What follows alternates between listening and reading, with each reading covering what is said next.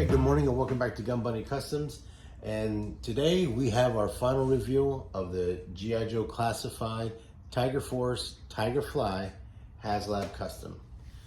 So I got done with this yesterday morning and I posted the first pic of it on Instagram yesterday. So this morning I want to go through the process of how it ended up like this. I obviously have, if you watch the first two videos, I go over my opinion of the original one, the original release, and I also go through how I break it down to paint it. So then we tore it completely down and to the pieces that I paint.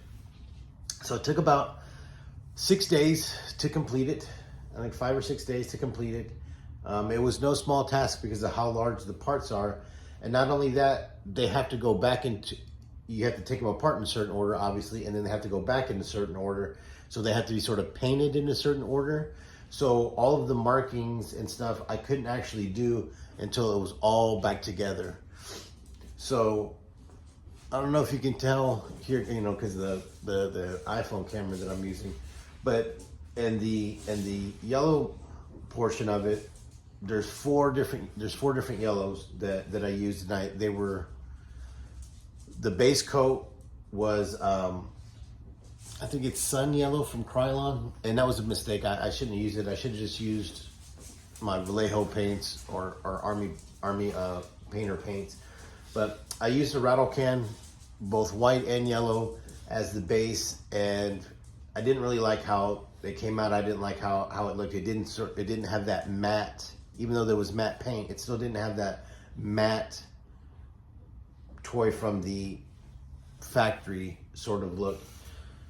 So then I did three on top of that. I did 4 other yellows and like golden yellows to create this the fade from where it's a little bit more golden orange at the top, and then it comes down to more of a pale yellow. And then there is a medium tone that's on the bottom going up, and then one going this way, and then another one coming back this way. So it's all kind of coming back into the most yellow portion in the middle. I don't know why I thought that would be a cool idea, but I like the way that it came out. I didn't want it to just be flat like the original one.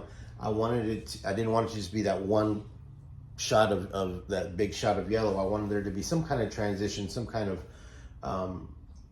you know, something to it. Because of how large this is, we could do so much with it that I wanted to be able to do something like that. And I also did it here, like on the stand. I painted the stand to match, and I used the same fade from the outside going in as well. And then we had, I believe it was Basilisk Brown from, let me see, that's from Army Painters. That's this sort of brownish portion here, and then I used white primer from Vallejo for the nose. Now the interior I did not touch, so that's all stock. I didn't paint any of the seats or anything like that. I totally removed the interior bucket. And then I also tinted the canopy with a red paint from Tamiya. And so that's how I did that. And like I said, I had to paint it. And also these panels, you know, if you recall from the first 2 videos, those panels come off to reveal the screws. So like I said, all that had to kind of be put back on to paint to get the fades to match, and then pulled back off again to get put back together. So it was kind of an odd process. It wasn't like that at all for the Hiss, because it just didn't break down in that similar fashion. So it was a little bit more difficult, I guess, in that regard. So now what we're gonna do is I'm gonna take it off the stand, and then that way I'll be able to kind of show you a 360 of it.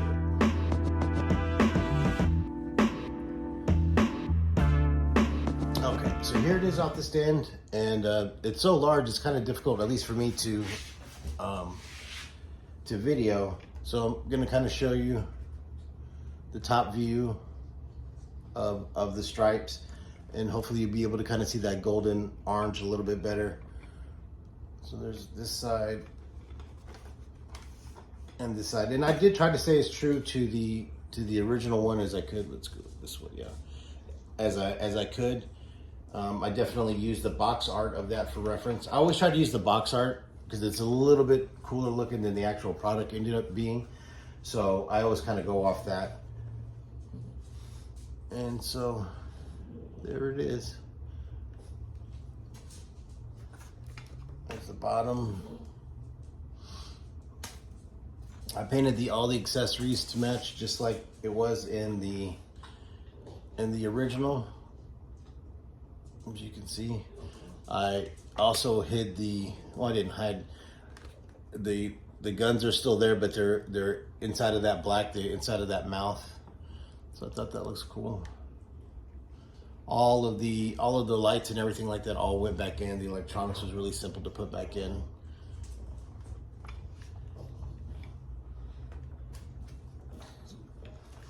Okay, now for the markings, I basically just went off. I used the reference photo, like I said, of the box art. Same thing with kind of like sticker placement. I had gotten these G.I. Joe stickers from these decals from Bad Mother Tattoo and Customs, and they had just been kind of sitting there. And so because with classified, usually they're just all black. They're black. All their markings are blacked out, so I didn't really have a use for the red, white, and blue one until this one came along. So luckily I had two, and they fit perfectly in there. And then also the new G.I. Joe logo was on that sticker sheet, so I thought it would look good right in there. Because I tried to put markings where, you know, the color field needed to be broken up a little bit. I had these big Tiger Force decals, and the Tiger Force decal that's on the stand printed at Office Max, and they came out really good, you know, good enough for me. And then with the chips and salsa on the side, I didn't really care for those when I first opened them up. But the reason that I put them on was initially I was thinking about putting the Tiger Force logo here, so you would have the blue and the red, but I needed a big one here, so I needed something to break up this big piece of red right here. So out of the decal sheet that it came with, that was the decals that were the closest to the color combination that we were using, and they were just happened to be made to kind of go there. So, and it ended up working out. And then on top, I put the Dragonfly stickers. This is where originally on the original toy where the Tiger Force logo went, but I didn't want it to be that small. I wanted to use a bigger one, and so I used the blue Dragonfly unit logo right there. Just because it also worked with the color combination, the blue of the Tiger Force logo, and it ended up kind of taking up that spot well and looking pretty good.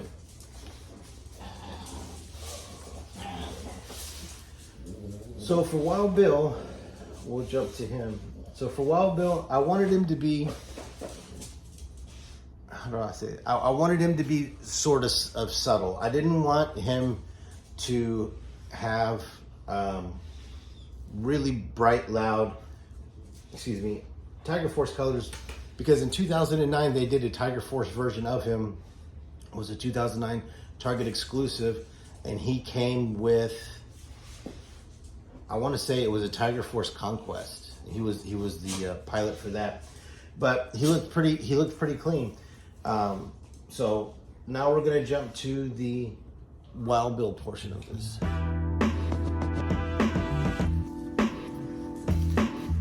Okay, so let's go over the Wild Bills. We'll do a little comparison of them.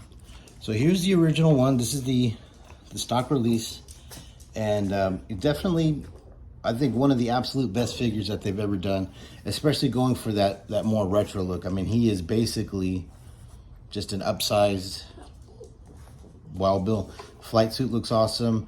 All of his accessories look awesome. The dry brushing on it, all that stuff that everybody's already seen. Looks amazing. Like I said, definitely one of the best that they've done so far in this line. What's up, Mama? And so now we have the Tiger Force version. So whenever I do Tiger Force or Python Patrol, I always go on yojo.com and I look up the sub teams, and I just kind of go through and I look at, you know, the different colors that they use, where the stripes were positioned, because some of them they're full body, some of them are just on the shirt, some of them are just on the accessories, some of them are just on the pants, some of them are the whole thing. So When I looked at the Wild Bill one, it was extremely plain. He had no tiger stripes. He just had a different paint. He just had a different paint scheme and a yellow hat. So it was still basically an olive drab flight suit, except his gear was painted, his accessories were painted black with the yellow harness. I don't know that holds that, whatever that in that pocket, and then he had a yellow hat. And so I did want to give him some tiger stripes. So what I did was I put some really subtle striping that is just a shade or two darker than the flight suit, and so then that way he can still rock that Tiger Force look, but still kind of have that stock, subtle military look. So it wasn't going to be like over the top, kind of gaudy and obnoxious like some of them can be, which is why I love that. Why I love painting them, because you can get like that. And the other thing is he is pinless, and I don't like painting pinless figures because you can't really prep the joints properly. I'm sure that there's a way to do it out there, but I don't know how to do it. I don't want to really cut the figures up or do anything crazy to them.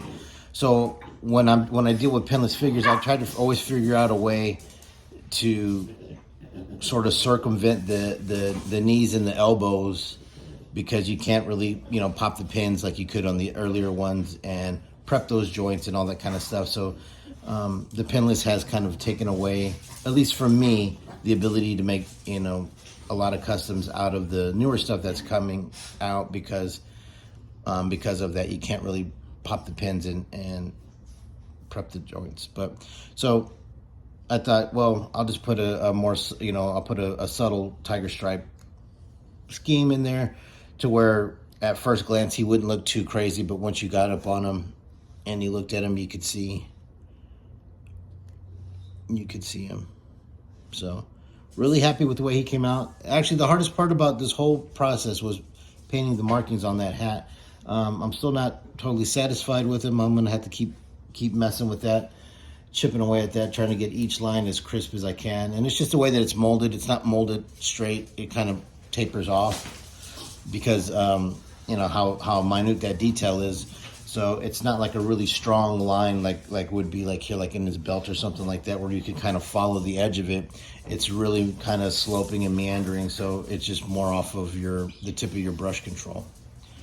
But that's my Tiger Force Wild Bill, Tiger Force Tigerfly. Definitely at this point my favorite, and I guess everybody says that, right? Whatever your latest custom is, or whatever your latest piece of art, or whatever it is that you've done, that's usually your favorite. But I would have to say the amount of difficulty, and when I say difficulty, I mean just the process of having to paint this and put it back together and paint certain parts in a certain order, unlike any of the other vehicles that I've done. That process made this a little bit more difficult. But other than that, it was probably one of the most fun customs that I made. It was exciting doing it from start to finish. There was no lulls. I kind of planned it out to where I did a certain amount each day, so then I didn't get like overly tired and make silly mistakes and just trying to get something finished. So like I said, it's definitely my favorite. It looks great next to the original one in the back, and it looks great in the display. And who knows? Maybe I'll paint another one. I have one more boxed, so who knows? I might